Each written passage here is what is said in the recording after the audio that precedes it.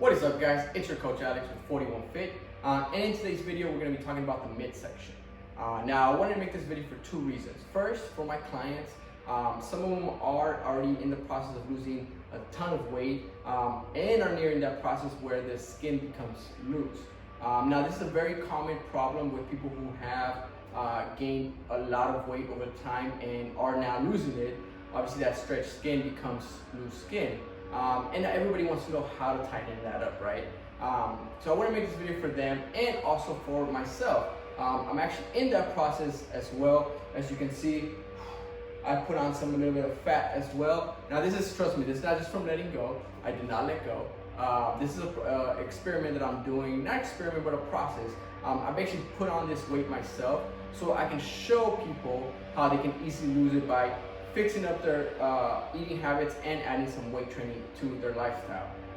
And you can follow that process with me if you go ahead and check out my channel. I'm going to be recording my last video. I just posted my end of my bulk, how I look, and I'm going to be posting basically weekly videos through the process, how I'm eating, what I'm eating, and what I kind of go through this process of losing the belly. Now, I've not gained too much weight, but I have gained some weight. As you can see, my belly right now is sticking out.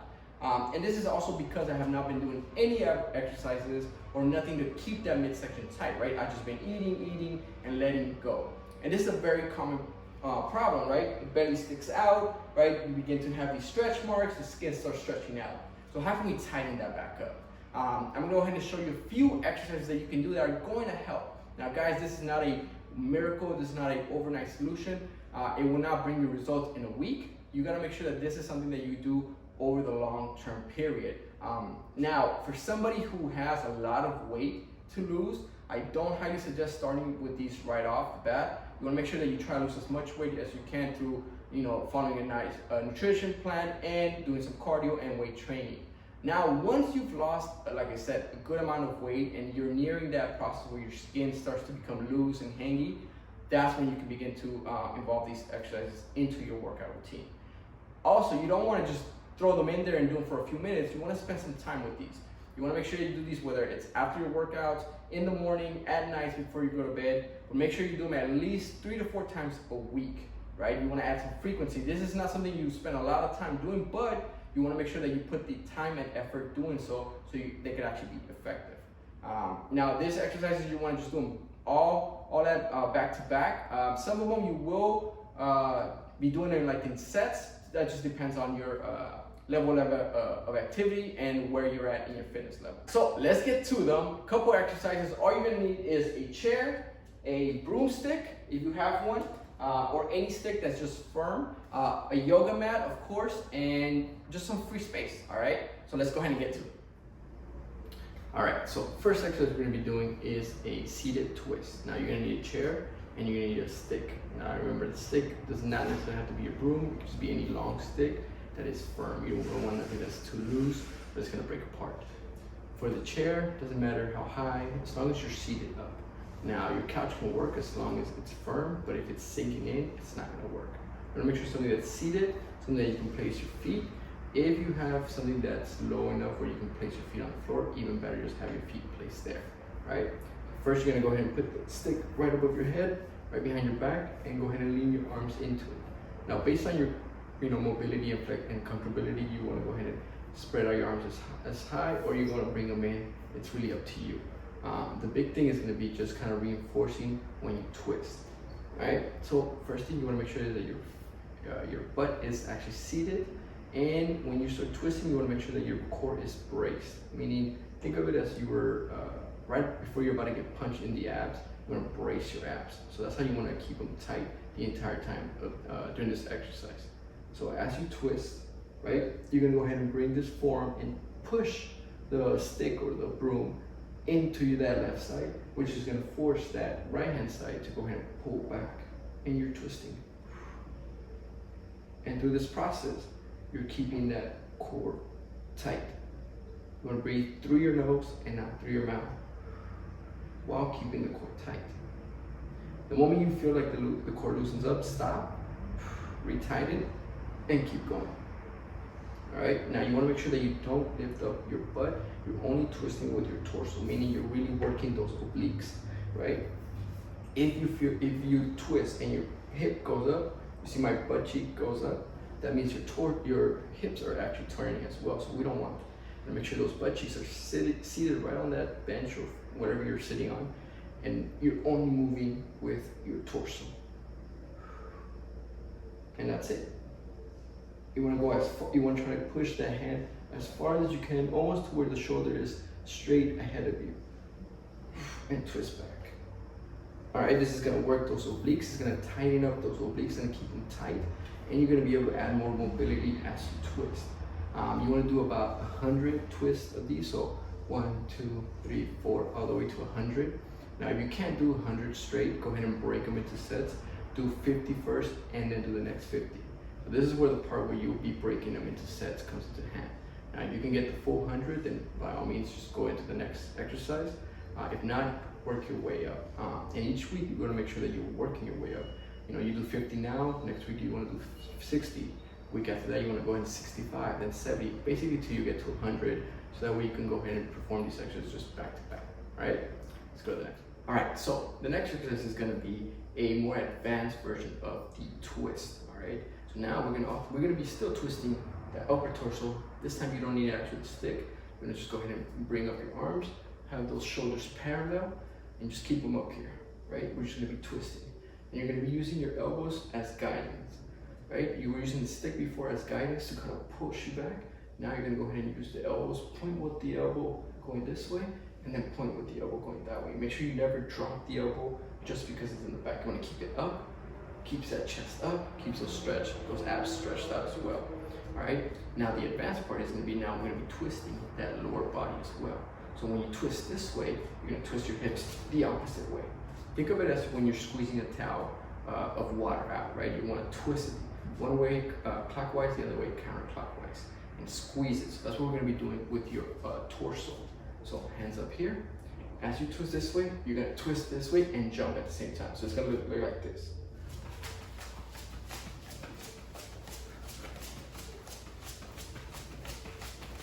All right, so during that process, you want to make sure that you are keeping your core tight. Again, remember, you're keeping it braced. You're going to get it punched in. And you want to go ahead and breathe, all right? Breathe through your nose and out through your mouth. Now, you want to go about anywhere from between 30 seconds to 60 seconds. Now, you can only do 30 seconds, then go ahead and break that into sets and do 2 30 seconds with about 30 to 60 seconds rest in between. But if you can go ahead and pull out the 60 seconds all at once, then you're ahead of the game. All right. The next movement we're going to be doing is high knees, jumping high knees. All right. This is going to go ahead and target those lower midsection, that lower abs. Right.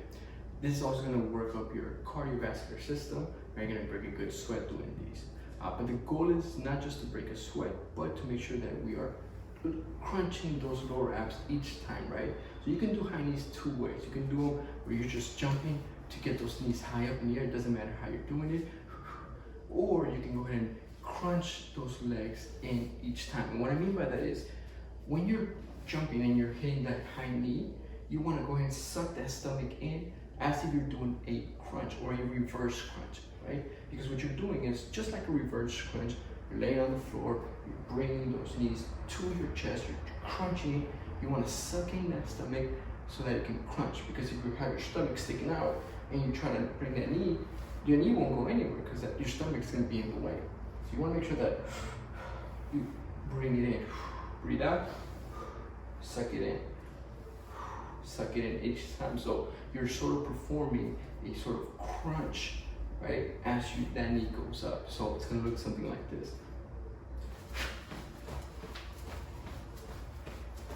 Now, obviously my arms right now, so you can see the side, but you want to have your arms moving this way.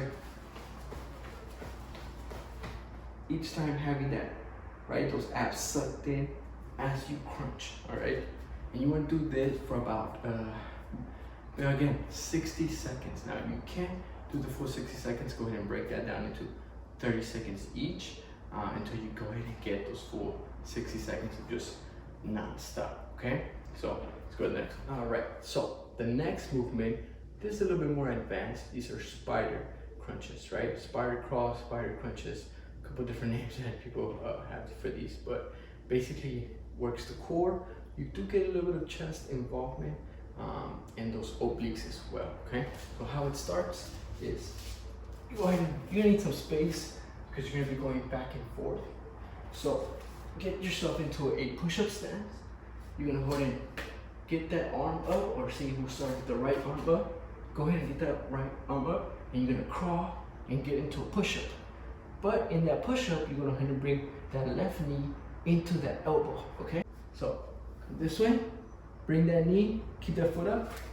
Come this way, bring that knee up.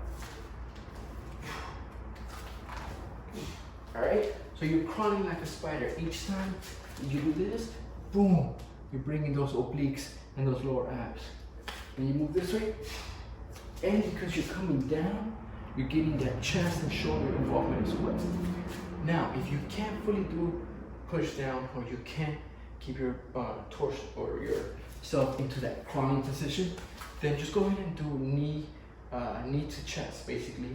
Still in a push-up position, but now you're bringing that knee out to the side, right? And now, if you can do that, and you want to add a little bit more intensity, then just add an extra knee. So bring the knee to the elbow, and then outside the elbow, to the elbow, outside the elbow. The entire time you're working that core. So you want to do those until you get advanced to do the spider curls, okay? Now for the spider curls, you want to do between 20 to 25 reps, right? You want to walk this way, 10 this way, 10 back, or 15 that way, 15 back. Obviously, depending on your fitness level, if you can't do them, work your way up, right? Between 5, 6, or break them into sets. Either way, make sure that you get yourselves those 20 reps. All right, so the next movement you're gonna do are windshield wipers, all right? Another exercise is gonna target the obliques and put them under a lot of tension to go ahead and work and really tighten up as they twist. So how do we do these? Get yourself laying on the floor, right? Palms out, right to the side of you, right? You're gonna go ahead and bring those legs up, and you're just basically gonna let them drop to the side. Make sure they don't touch the floor. You don't want to just drop them. Keep them up in the air, and now use those obliques right here. Engage them. Make sure this arm or this palm doesn't come off the floor. That way you can get the full stretch on those obliques, and then you're gonna bring them back up, and then go the opposite way and bring it back up. Now I don't have too much room on this side, so I can't fully go all the way, but you get the idea. Keep those legs up. You can twist them, obviously based on your flexibility and again on yourself how you can do it, but make sure you keep them up. Twist them up, bring it back up. Again, the entire time you want to keep that core braced. You don't want to be sticking out the belly. You want to be sucking in the belly. Breathe. Breathe in as you come down. Breathe out as you come. All right, again, guys, you want to do about 15 to 20. Break them down into sets if you're not able to do the full 20. 5, 5, 5 or 10, 10, depending on on yourself. But make sure you hit those 20 reps. All right, guys. So the last movement you're going to be doing to finish off your midsection workout is going to be vacuums. Now, if you haven't heard of vacuums, that's normal. Vacuums is a big thing in the bodybuilding community. All right, if you're a bodybuilder, you know what a vacuum is. All right.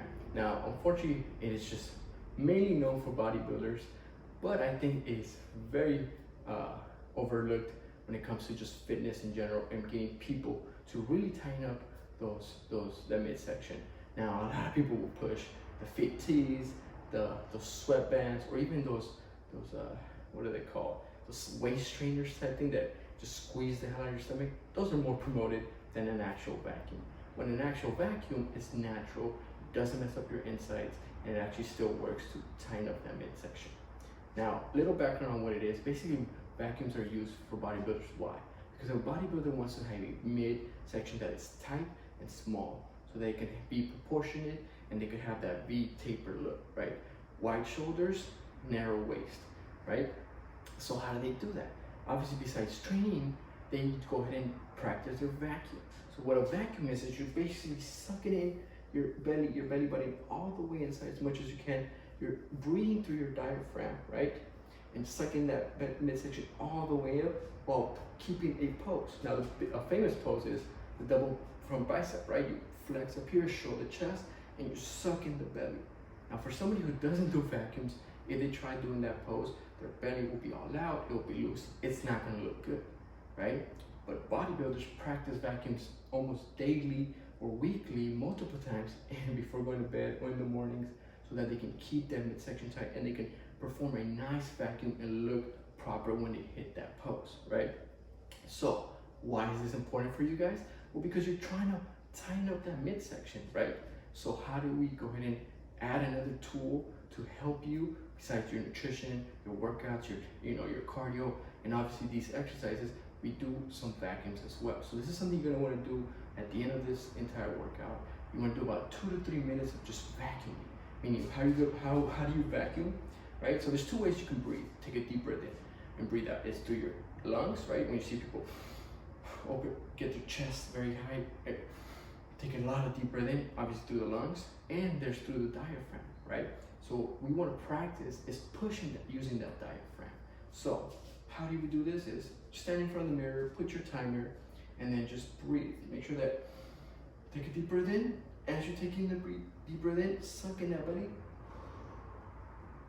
Keep that belly tight. If you see my belly, so right, this is sticking out. So vacuum, it's gonna, you see, this is a vacuum.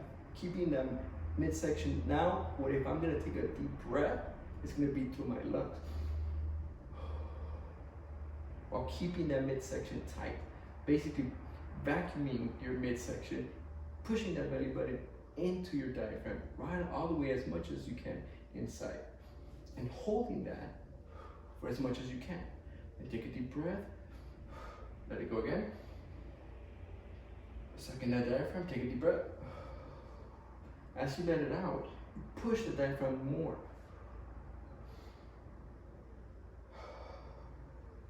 The entire time. You're just pushing in that. You're gonna start feeling sore in this area. It's gonna start hurting. Trust me, after a couple minutes of doing that, it will hurt. And that's what you can practice almost, like I said, 3 to 4 times a week, vacuuming and practicing to tighten up that midsection so that when you are losing weight, this gets tighter and tighter and the skin just doesn't get loose, okay? But again, if you add these movements to your workout regimen at least 3 to 4 times a week, best believe it's going to help tremendously in tightening up that skin. I know I use these as well once I start getting into my diet, once I start losing weight. So for myself, even now, it's something that I'm going to be practicing. I'm doing at least twice a week right now just because I'm getting started into it. Because trust me, I don't like to walk around with my belly sticking out as well. So by doing these movements, just over time, it's going to tighten up my skin and I'm going to be tight from down there and my abs are going to be flexed. And obviously, as I drop body fat, you're going to be able to see those abs. And that is how you keep that midsection tight. All right, guys? I hope you try these exercises out. Give them a try. And if you do, comment below. Let me know what you guys think. Make sure my clients try these out and put these into the workout regimen. And make sure you hit that like video, subscribe, follow my weight loss journey, and I'll see you guys on the next one.